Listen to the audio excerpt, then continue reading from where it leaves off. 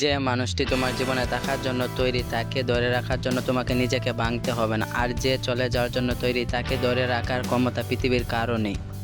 Number 1, আমি কাউকে হারাইনি। আমি শুধু এমন একজনকে হারিয়েছি যে আমাকে মূল্য দিতে পারেনি।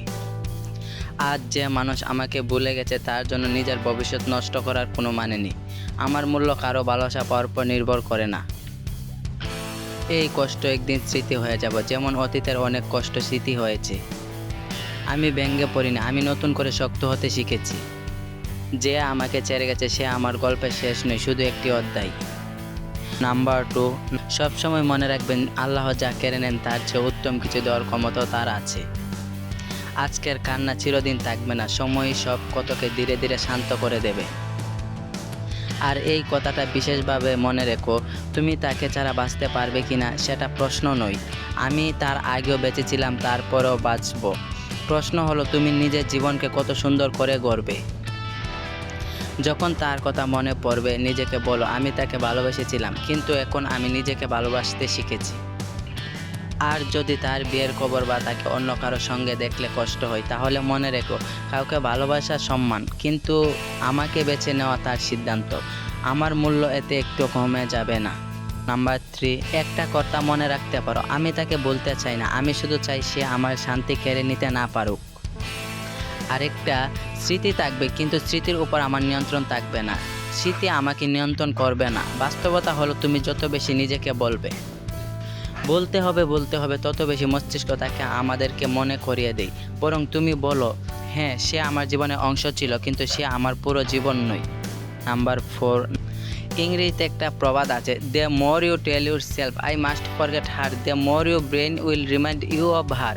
Instead say yes she was a part of my life but she is not my whole life. The ironic process theory. এই বিষয়টা আমি পরে তোমাদের সাথে আলোচনা করব। আর অবশ্যই কথাগুলো ভালো লাগলে লাইক কমেন্ট শেয়ার করবেন। আর হ্যাঁ, চ্যানেলটিকে সাবস্ক্রাইব করে দিবেন। আর কথাগুলো অবশ্যই সাজেশন হিসাবে নেবেন, বাস্তব জীবনের সাথে মেলানোর চেষ্টা করুন। সবসময় মনে রাখবেন একটা কথা, জীবন আসলে কারো গতিতে চলে না, কারো নিয়মে চলে না। মানুষ একদিন সব স্মৃতি সব কিছুই ভুলে যায়। দেখেন, মানুষ পারে না এমন কোনো কাজ নাই। তাই নিজেকে বোঝান, নিজেকে তৈরি করুন।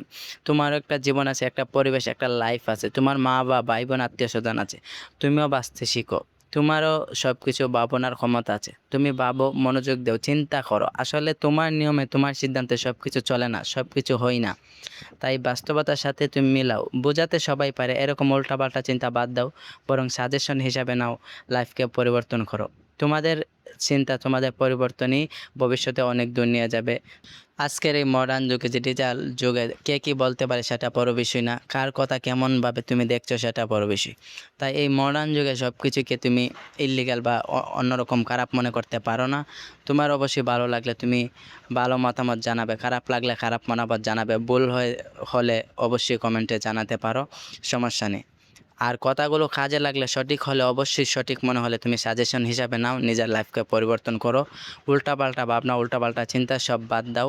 কথাগুলো ভালো লাগলে অবশ্যই বাস্তবে ভবিষ্যতে ভালো কিছু করার, ভালো কোনো স্বপ্ন দেখার তুমি যোগ্য। তাহলে তুমি ভালো কিছু ভাবো। দেখো, সব কিছুই কিন্তু এমনি এমনি হয়ে যায় না। প্রত্যেকটা জিনিস বা প্রত্যেকটা কথার পিছনে নির্দিষ্ট কোনো কারণ থাকে বা সিচুয়েশন থাকে।